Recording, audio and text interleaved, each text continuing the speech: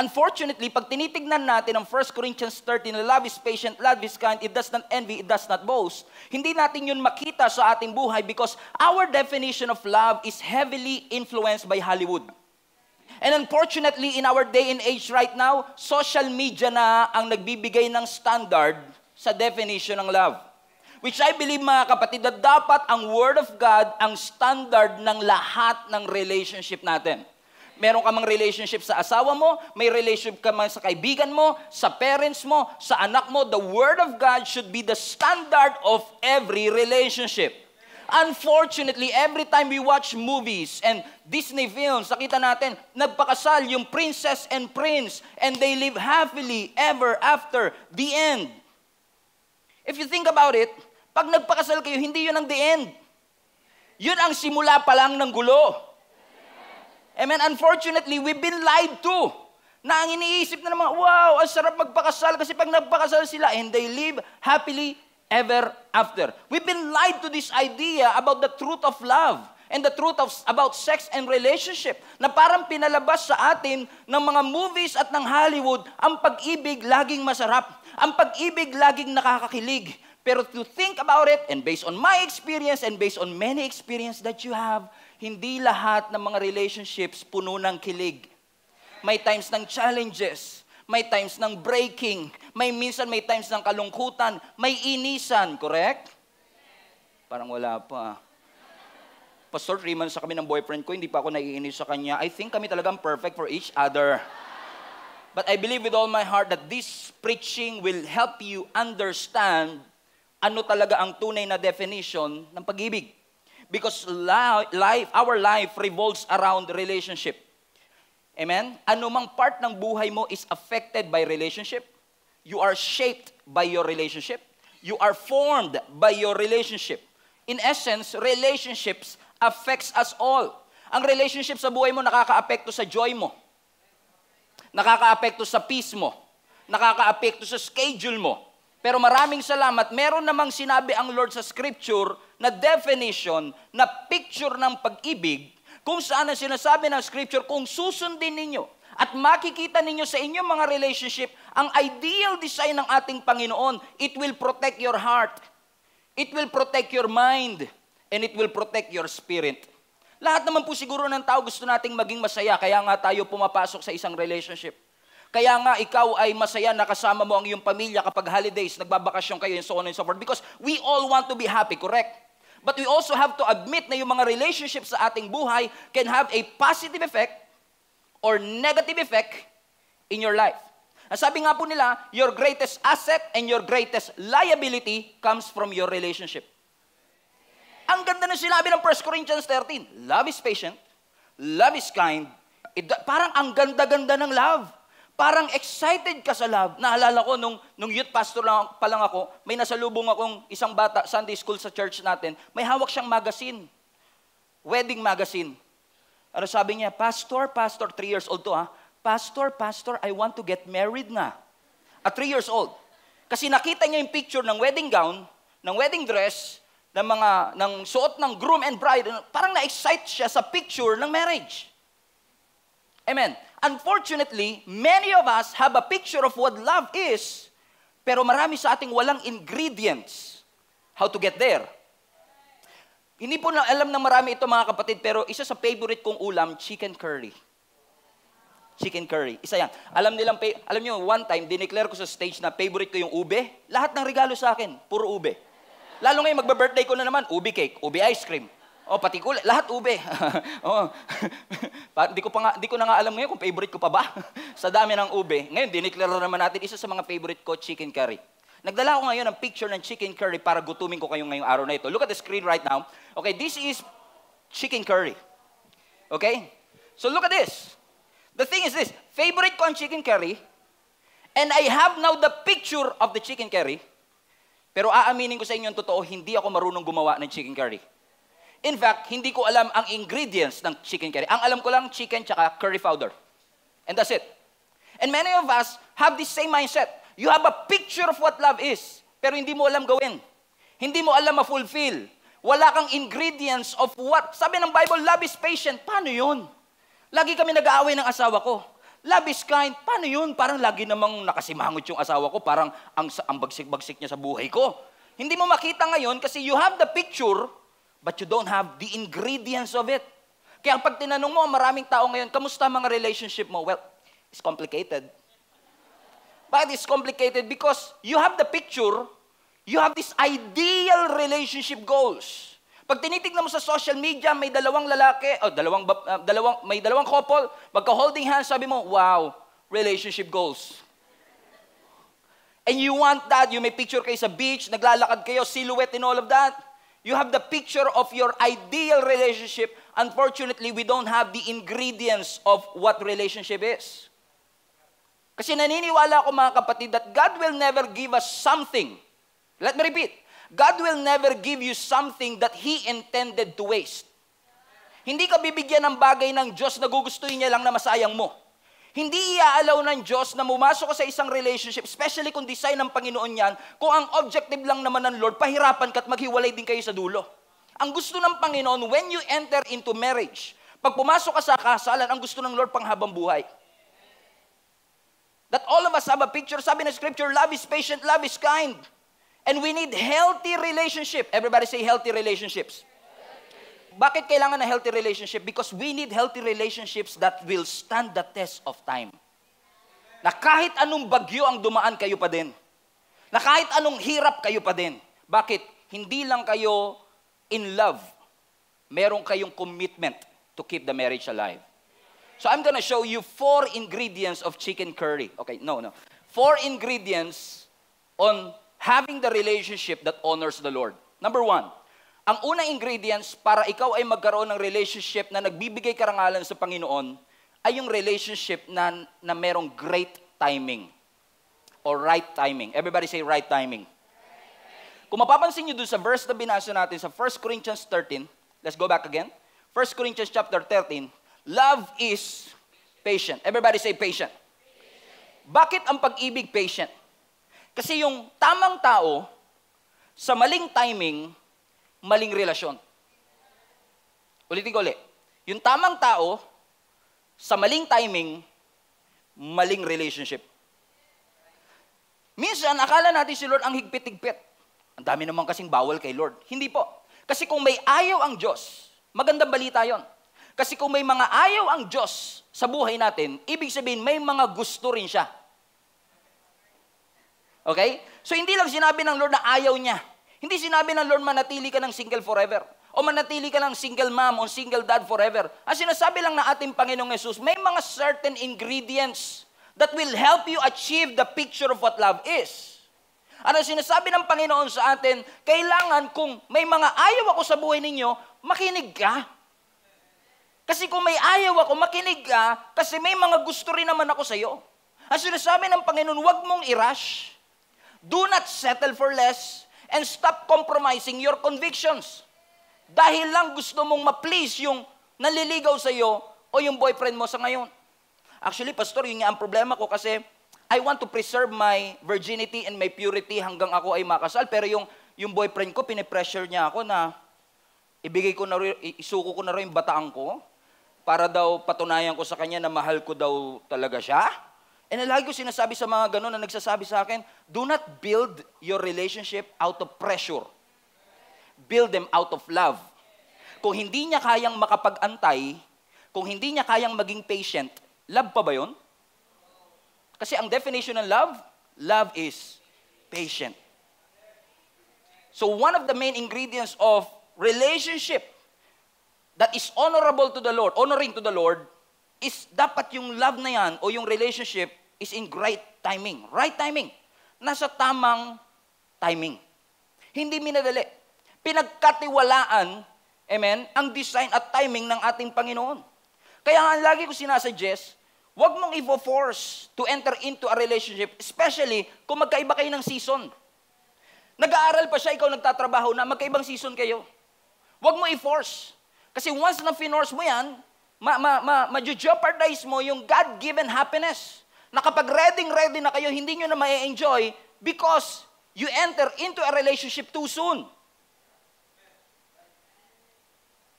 Huwag kang mag-alala, Pastor. We know what we are doing. Actually, Pastor, we commit to the Lord that alam ko may kakulangan siya, may kahinaan siya, pero nangako na kami kay Lord na we will grow together. Ang cute, di ba? Ang cute. Pero ang ibig sabihin lang yon, hahatakin ko siya. Aantayin ko siya. I-alter ko yung season ko para makapag-adjust sa season niya kasi hindi ako makapag-antay. Alam to lang lahat ng married people.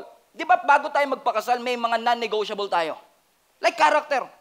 Kahit poging-pogi siya, yung character non-negotiable. Correct? For example, yung amoy. Di ba? May mga non-negotiable tayo, hindi naman biblical yan. Huwag kang magpapakasal sa mabaho. Wala naman sinabing Bible na ganun eh.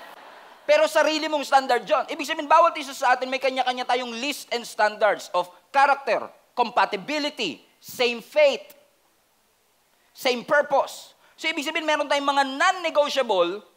And minsan, pag hindi pumasok dun sa ating non-negotiable, sabihin natin, huwag ka mag-alala, Pastor, we will grow together. Question. Pag pumunta ka ba sa SM department store at kailangan mo ng damit, ang bibilin mo ba bulak? Kasi cotton eh. Ano yung English ng bulaklak? Kotonton. Bulak, cotton, ton. Ha! Yung iba mamaya pang 3 p.m. Nasa bahay na, natutulog na, uy, yun pala yung joke ni Pastor.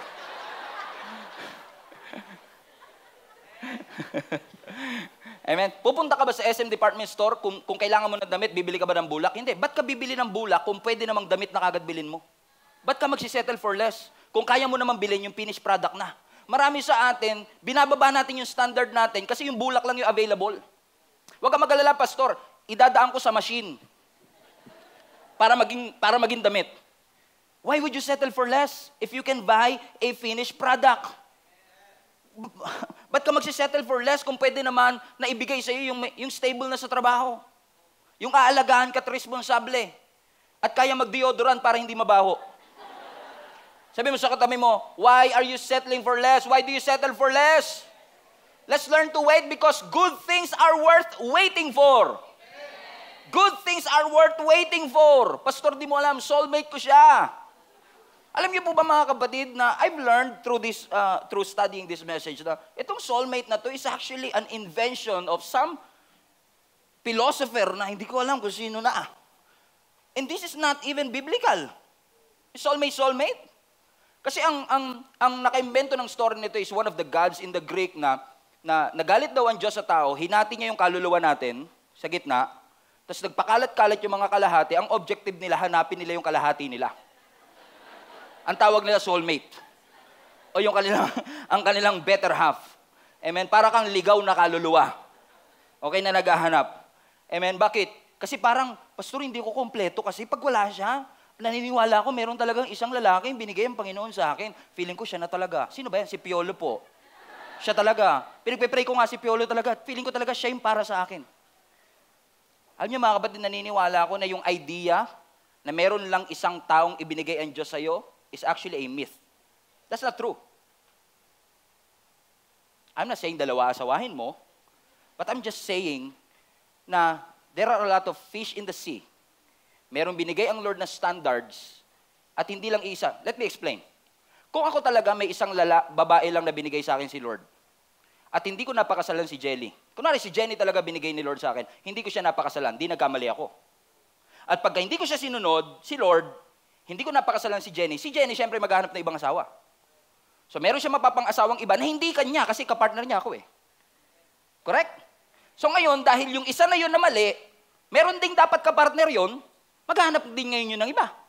So masisira ang pagmamahalan sa buong mundo dahil hindi ako sumunod. Ako may kasalanan. You get the idea, mga kapatid? Amen. Because we have this concept na meron lang akong iisang soulmate na ito talaga yung aking Prince Charming. Kaya minsan marami sa atin, hindi tayo convinced and settled na maging single. We want to rush kasi iniisip natin, baka maubusan po ako, Pastor. Let me just say this to you. Nang date sa kalendaryo, what I mean.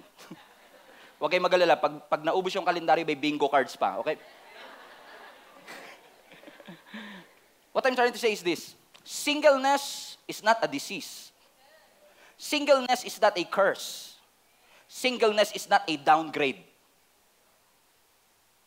You should be secure in the season that you are in. You don't need a significant other to feel significant. You can be happy and joyful just as you are. So yung problema, parang lagi ako malungkot. Parang may kulang, may void. Siguro nagpapagala-gala pa yung ligaw na kaluluwa. Nakapartner ko talaga. Actually, yung void na nararamdaman mo, parang yung completeness na hinahanap mo, it's not actually comes from the person that you are looking for. Yung void na yan comes from God, your creator. Amen? Because only Jesus can complete you. And only Jesus can make you whole. Amen. Amen. So in order for us to have a relationship that's honorable to the Lord, we should uphold, we should observe yung timing ng ating Panginoon. Which begs us to ask another question. Kailan ba dapat manligaw, Pastor? Because sa culture natin nalilito, 25 ba? 22? 19? 18? Sabi ng nanay mo, 28 ka dapat ha, manligaw. Kasi kailangan mabawi investment. Oo. Pero magtataka ka din, mga parents natin, 21 pa lang, married na, no? Oo, kaya minsan nagtataka ka, ano ba talaga ang eksaktong edad ng panliligaw? At ang magandang tanong, let's answer that question. I believe yung kailan ka manliligaw is a wrong question. Ang right question is, anong purpose mo? Kung bakit ka manliligaw. Kasi kung wala kang end goal, wag ka naman ligaw. Kung wala kang end goal na papakasalan mo yung nililigawan mo, wag na. You're just wasting your time. Pastor, casual relationship? You don't know that? Bagong trend ngayon yan. No, wala dapat dapat ang courtship hindi casual relationship kundi intentional relationship. Dapat may end goal, may purpose. Which begs us to ask another question. Pastor, medyo tumatanda na po ako. Wala pa nanliligaw. Ganda naman ako eh. Yun ang problema ko, Pastor, kasi 31 na ako, wala pa nanliligaw sa akin. Pwede bang ako na dumamoves? Yan. Kasi maraming tanong yan, ano? Sino ba dapat magbigay ng motibo? Ang sabi ng survey, 88% of the people believe na ang nauunang nagpaparamdam, yung lalaki. By the way, baguhin na natin yung term na yun, nagpaparamdam. Hindi naman tayo multo. Ano, kaluluwa? Soulmate kasi, kaluluwa. Okay, nagpaparamdam. Sino ba talaga? Lalaki ba talaga? Tingnan natin sa Bible. Proverbs 18, verse 22. Proverbs 18:22. The man who finds a wife finds a treasure. Sino naghanap? Yung lalaki. Yung lalaki, hinanap yung babae. O yan, Pastor, nakita mo ha? Yung lalaki, hinanap yung babae. Kaya ako, Pastor, mag-aantay lang ako dito. Come to me. Kaya kahit nakasimangot, pag may lumalapit, sino ka ba? May kotse ka na ba? May trabaho ka na ba? Kasi sabi ng Bible, dapat ako pinupursue nila. Tama rin naman. Pero let me explain to you another angle of this story. Kung kilala niyo si Ruth sa Bible, napakasalan niya si Boaz. And you know the story of Ruth and Boaz? Nagkakilala sila sa farm, sa field. Nung nakita ni Naomi na itong si Boaz ay mayaman, gwapo at single, sabi niya kay Ruth, puntahan mo. Ikaw na ang magsuyo sa kanya. Tingnan niyo ito, Ruth chapter 3 verse 3. Now do as I tell you. Take a bath. Bago ka manligaw, maligo ka muna. Biblical ba? Nasa Bible. Inimbento ko ba yan? Hindi. Huwag ka na maligo. Sabi pa, take a bath and put on perfume. Dress in your nicest clothes. Minsan sinasabihin ko yung mga ibang single, lalo yung mga babae, baka kailangan mo magbago ng fashion. Baka kailangan mo baguhin yung forma mo. Kasi baka mamaya nai-intimidate sila sa forma mo. Amen? Take a bath. Brush your teeth. And then, go to the threshing floor, but don't let Boaz see you until he has finished eating or drinking. Next verse, verse 4. Be sure to notice where he lies down. Then go and uncover his feet. Everybody say, uncover his feet. Alam niyo, ibig sabihin sa Hebrew ng uncover his feet? Invite him to have a relationship with you. Now, this is what I call galawang root. Okay? Hindi naman nating sinasabi na bigla ka na lalapit, I'm available. come and join my kingdom. Hindi ko sinasabing ganon. What I'm trying to say is this. Minsan kasi yung mga lalaki slow din. Minsan mahirap kaming makaramdam. At maraming lalaki sigurista. Hindi naman siguro makakasama kung medyo magpapakita ka rin ng konting, kung talagang gusto mo naman, magpakita ka rin ng konting intention ba?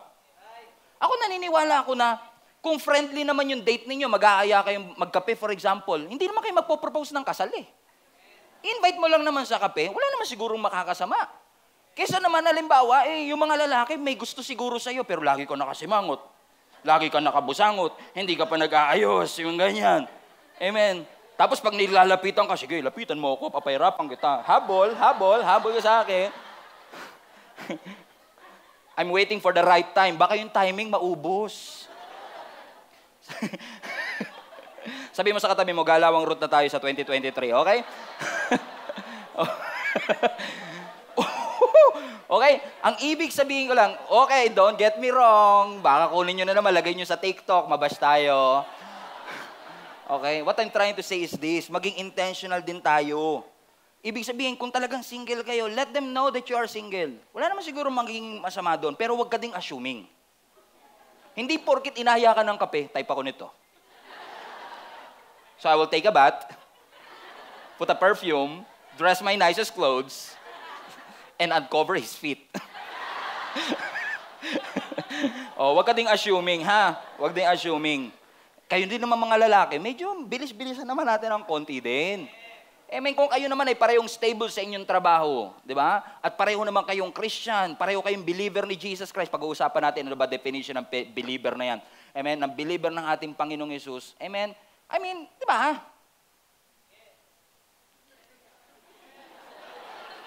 Ganda-gandahan nyo rin kasi yung pick-up lines nyo. Gawin yung Christian yung pick-up lines nyo.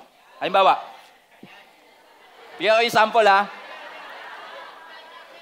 Alam mo, sa Joshua chapter 6, yung mga Israelites, paikot-ikot sila sa Jericho, na-fall yung Jericho wall. Ilang beses kaya ako iikot para ma-fall ka sa akin?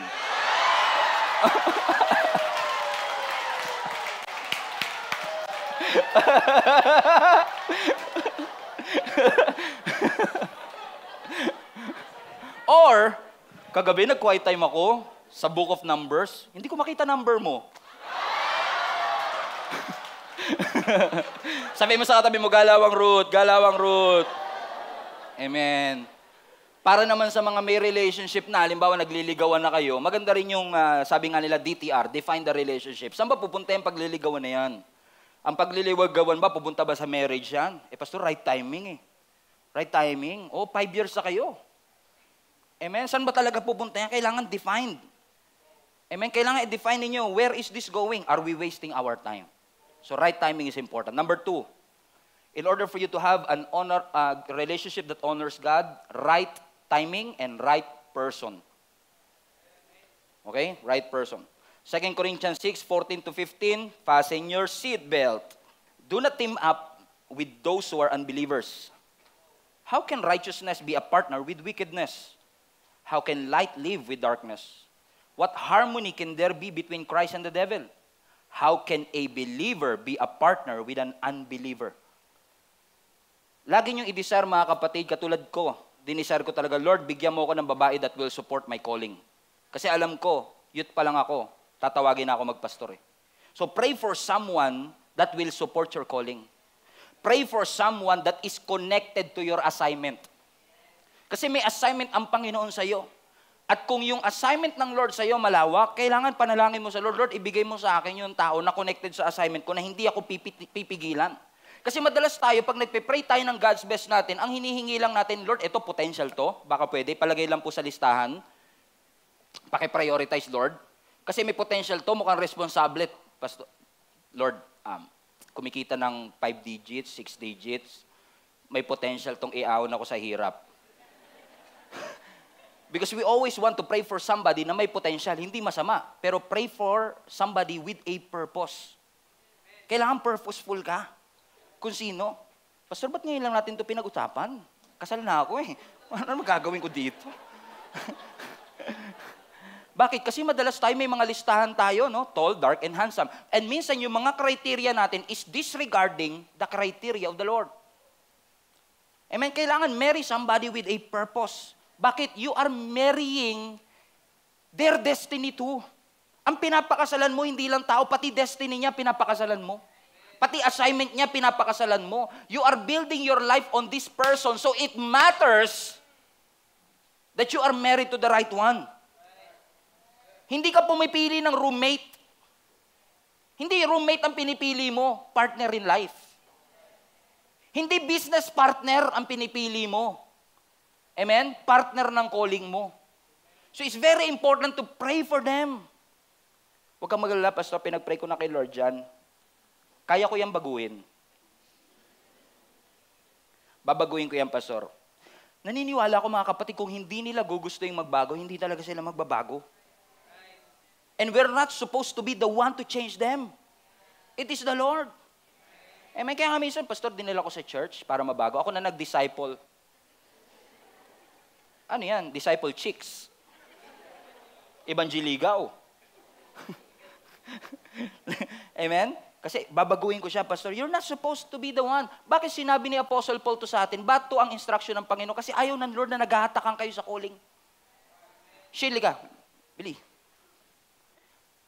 When you marry somebody that is not the same season as yours, the same person, the same belief, the same faith, maghahatakan kayo because ang gusto mong dalhin siya rito.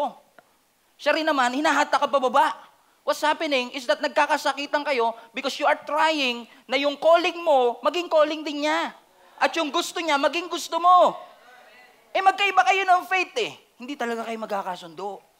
Kami nga ni Jenny, pareho ng Christian, pareho pang pastor, pareho pang gwapo at maganda. Hello? Nagkakaproblema pa. Lalo na siguro kapatid, pag magkaiba po talaga. Sabi nga ni Apostle Paul, don't unequally yoke. Ibig sabihin, do not work together with them. Do not move in the same direction with them. I'm not saying na kailangan pareho kayo ng church. Pero ang importante, pareho kayo ng truth na pinapaniwalaan. Pastor Christian po ito. He became a new creation. Kailan siya nag-attend? Last week. Alam niyo, paano niyo malalaman kung Christian talaga ang isang tao at may encounter talaga siya kay Lord? Tanungin niyo, anong Jesus story mo? Paano mo na-encounter si Jesus? Kasi pag hindi makasagot yan, ibig sabihin, hindi siya talaga Christian. Bakit napakalaga pa kasi dyan, Pastor? Naintindihan naman kami ni Lord. Hindi. Kasi pag magkaiba kayo ng pananampalataya, magkaiba kayo ng master. Magkaiba kayo ng worldview. Magkaiba kayo ng eternal goals. Magkaiba kayo ng eternal destiny. Magkaiba kayo ng sources of wisdom. You are in the spirit, they are in the flesh. It's not okay na isa lang ang malakas. It's not okay na isa lang ang driven, isa lang ang passionate, isa lang ang healthy. Be yoked with the right person. Pastor, you don't understand, my situation is unique. And every time we say my situation is unique, hindi to cover ng biblical principle, is a sign that you've been deceived. It's a sign that you've been deceived. Amen. Amen. I'm not saying din naman kung may boyfriend or girlfriend ka na hindi Christian, maya't maya rin, mamahiwalay na kami. Kasi sabi ni Pastor, wag daw. No. Maging matalino ka rin ng konti. Bigyan mo ng time. Let's say 3 to 6 months. Amen. If you are really serious about your calling, if you are really serious about God's assignment in your life, pero kung 5 years, 10 years, na gumising ka, kapatid. Pasensya na sa pagiging hard, pero gumising ka. Kasi pag nasaktan ka, lalapit ka rin sa church.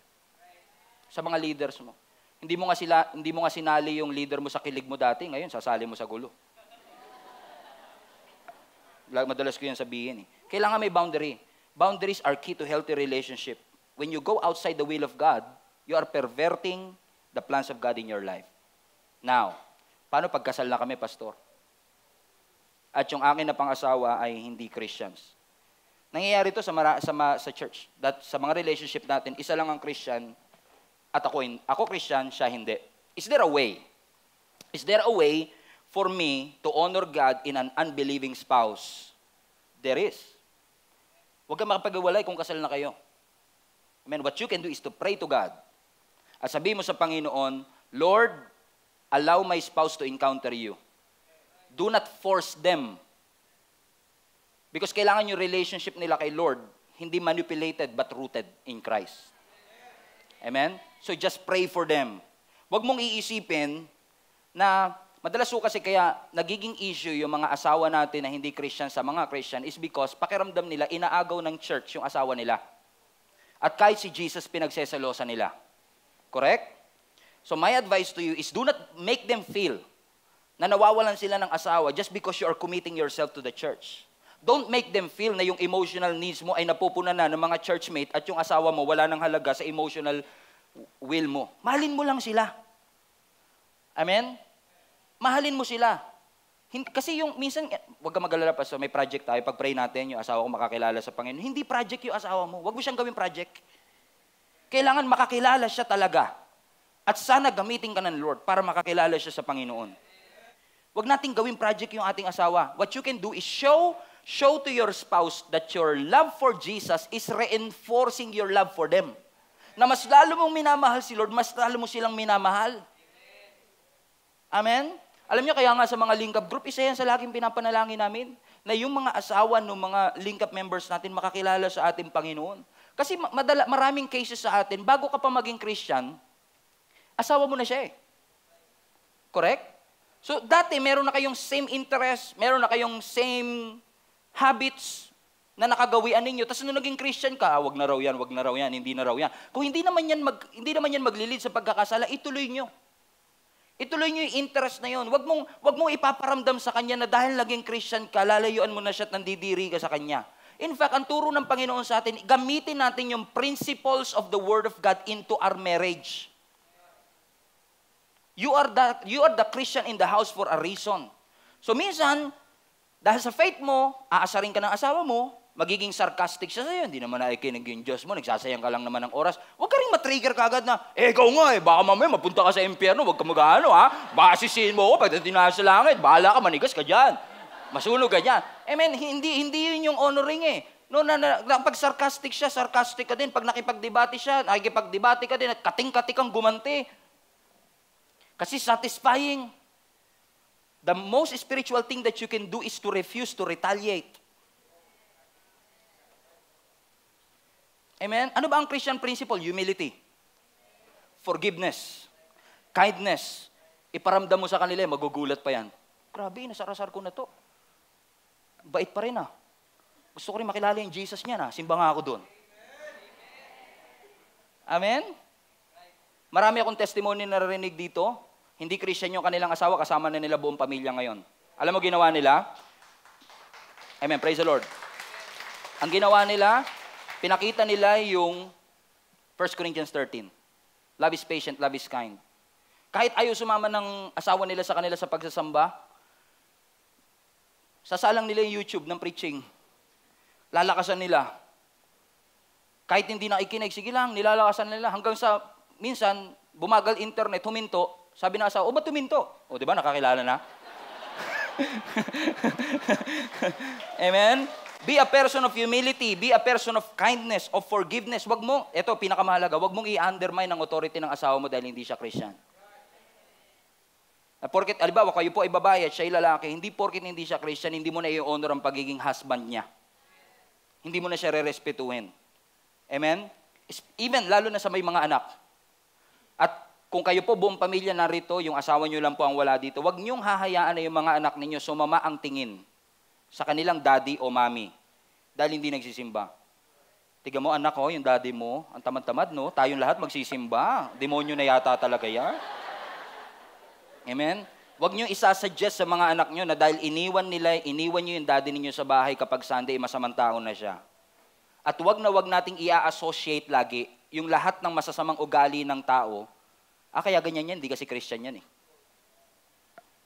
Correct? Madalas ko marinig yan. Magugulat ka kasi kahit Christian, masama pa rin ugali. Correct? Hindi yan doon nadadaan. Minsan ina-associate lang natin yung mga annoying traits nila. Kaya ganyan yan kasi ganito yan eh. Kakatambay mo yan sa bahay eh. Kakabondi mo yan eh. Kulang ka kasi sa faith eh. Ano sabi ng Bible sa ating Colossians 3:12? Therefore, as God's chosen people, holy and dearly loved, everybody read this with me, clothe yourselves with compassion, with kindness, with humility, with gentleness and patience. Listen, kung ikaw lang ang Christian sa family, all eyes are on you. They will look how you will respond. So respond with humility, respond with kindness, compassion, gentleness, and patience. Amen? Number 3. If you want to have a relationship that honors God, number 3, right circle. The right circle. Ang sabi ng Proverbs 19 verse 20, are you still here?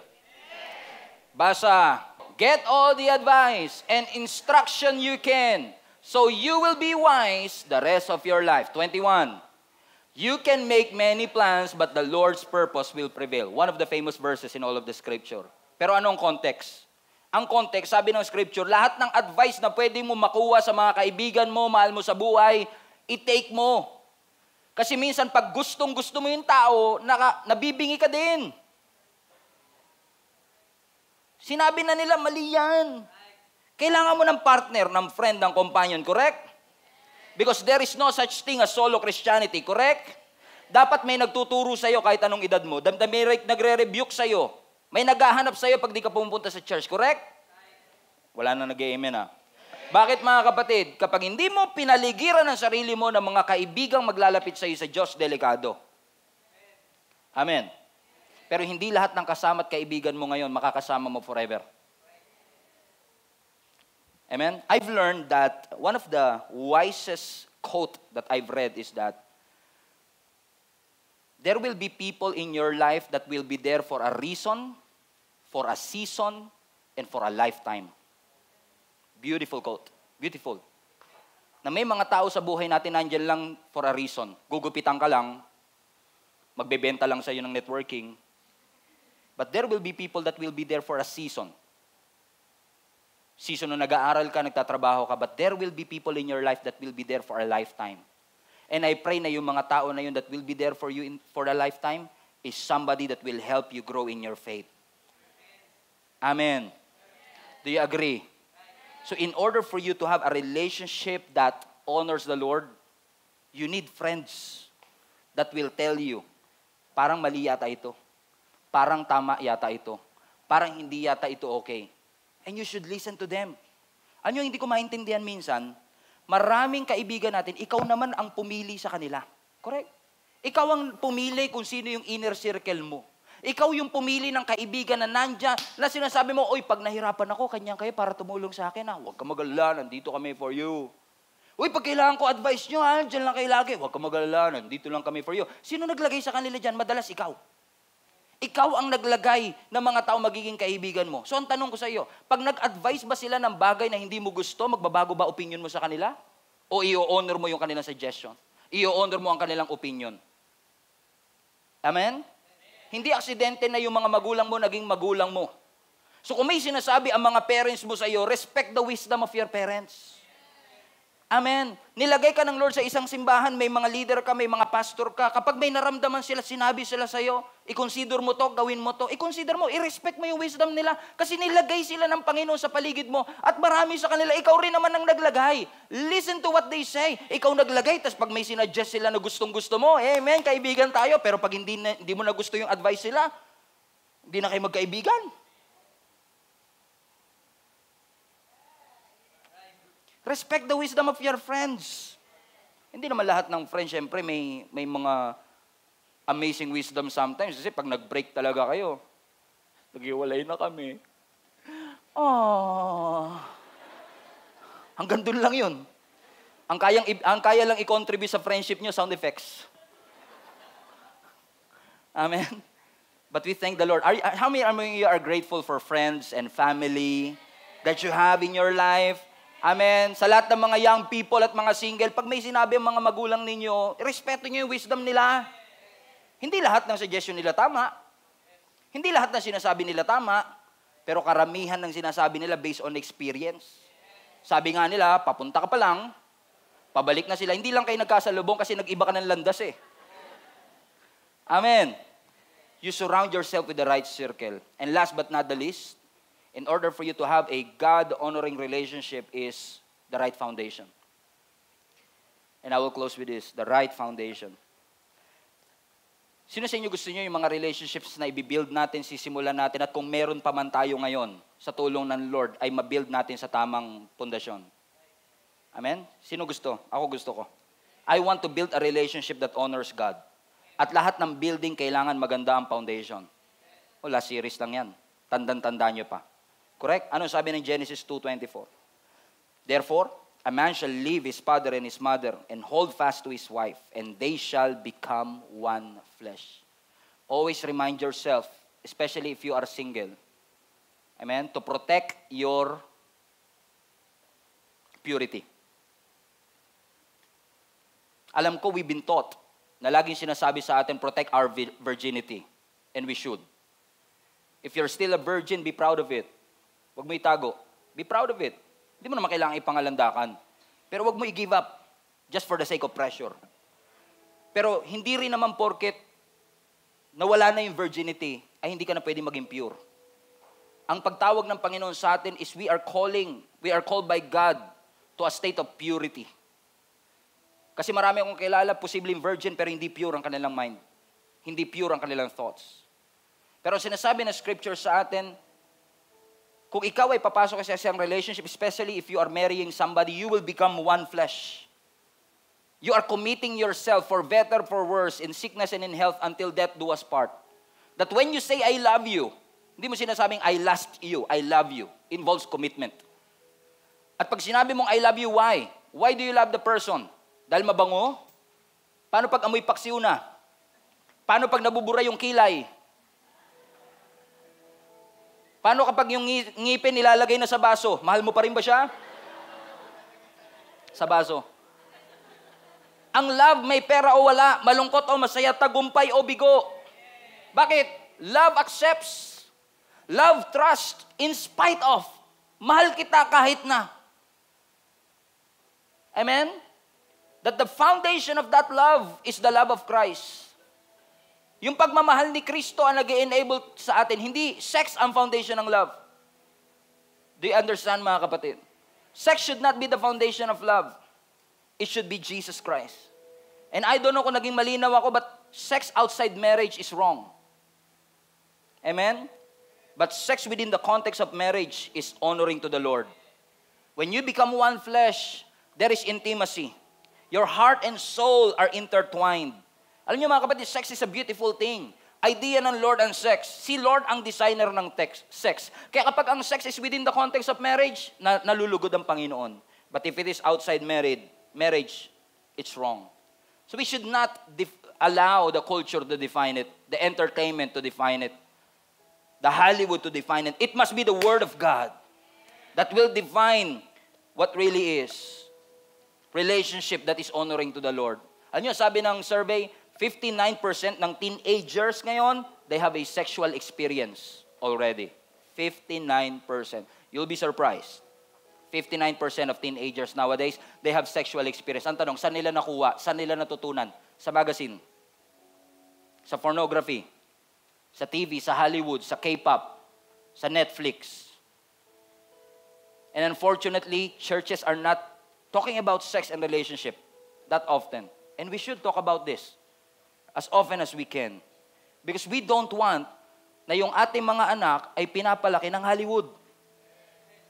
It should be the Word of God. Temptation is real. So, kung ang temptation ay totoo, dapat ang accountability, it's huge. Amen! Pwede po ako mag-advise? Kahit na hindi naman po ako magulang pa. Magulang ako sa maraming bagay, pero if you know what I mean. Advice ko sa lahat ng mga parents, lalo kung yung anak ninyo may boyfriend and girlfriend na. Magjowa na ba? Ang advice ko, wag nyo silang papayagang nagsosolo overnight na sila lang. Pastor, wag po kayong mag-alala, Pastor, wala po kaming ginagawang masama. Wala po kaming gagawing masama. Wala pa. Stop living on the edge. Let me repeat, stop living on the edge. Sabi ng scripture, the sex is meant to be joyful, intimate experience between partners. Because our decisions right now, who to marry, where to marry, sino ang papakasalan, saan ito gagawin, the decision that we have in our life, especially in the area of our relationship, must be governed by the Word of God. Hindi dapat govern ng feelings at pituitary glands. Hindi siya govern ng serotonin at dopamine, yung happy hormones natin. Happy kami, pastor, siguro tama ginagawa namin. Hindi porket happy, tama. Pastor, may mga butterflies in my stomach. Alam niyo ba yung mga butterfly na nagbabakasyon? Minsan magugulat ka, wala ah. Kaya nga, love is not a feeling. It's a decision. It is a commitment. Every single day. Every time we wake up, ako, gigising ako si Jenny, gigising. We have to have a commitment that I will love her for the rest of my life. And she will love me for the rest of her life. It is a commitment. Kasi hindi sa lahat ng panahon okay akong kasama. Hindi rin sa lahat ng panahon okay siyang kasama. Kung ang intimacy mo sa Diyos ay mas matimbang kaysa sa intimacy mo sa boyfriend mo, hindi ka mag-give in sa temptation. Pero kung mas matimbang ang intimacy ng boyfriend mo sa intimacy ng Diyos sa'yo, you will give in to temptation. 1 Corinthians 10:23. You say, I'm allowed to do anything, but not everything is good for you. And you say, I'm allowed to do anything, but not everything is beneficial. Wag na wag may pagpapalit ang gusto mo talaga sa gusto mo lang ngayon. Stop living on the edge. You are putting yourself near the temptation. Tapos ayaw mo matukso. Hindi tayo inutusan ng Panginoon na maging malakas sa tukso. No, ang utos ng Lord, takbuhan mo ang tukso. Ang sinasabi ng Lord, maging malakas ka sa pagsubok. Yun ang ini-endure. Pero ang temptation, tinatakbuhan. Kasi ang puso natin mandaraya, pinakamandaraya sa lahat. So build your relationship with the right foundation. Right timing, right person, right circle. Number 4, with the right foundation. And maybe some of you, habang nakikinig kayo, may mga regrets sa puso niyo, sinasabi mo, Pastor, sayang, how I wish we started our relationship with the right foundation. Nag-antay sana kami, and I married the right person, and I have the right circle in my life, pero wala na. Huli na ba ang lahat? May pag-asa pa ba kami na maging honorable yung aming relationship sa Panginoon? Yes, yes, yes, yes, yes. You cannot change your past, but what you can change is your future. And I pray in Jesus' name that you come to the Lord, the God of grace, because His grace will accept you. Lumapit ka sa Panginoon and receive His grace. Receive His mercy and receive His love. And I assure you, mga kapatid, that the grace of God will enable you to have a relationship that honors the Lord. We love, 1 John 4, we love because He first loved us. Kaya tayo nakakapagmahal kasi naramdaman natin ang pag-ibig ng Panginoon. Kung ikaw ay young people pa, batang-bata pa, nag-aaral pa, mag-focus ka muna sa pag-ibig ng Lord. Amen? Amen sa lahat ng parents. Amen. Support me. Amen. Mag-focus ka muna. At hayaan mong maramdaman mo muna ang pag-ibig ng Panginoon at magugulat ka pag yung pag-ibig ng Lord ang iyong naramdaman, yan ang magtutulak sa iyo para mahalin din ang ibang tao. And loving them will be effortless. Bakit? You already felt the love of God in your life. Amen? Palapakan natin ang Panginoon. Hallelujah.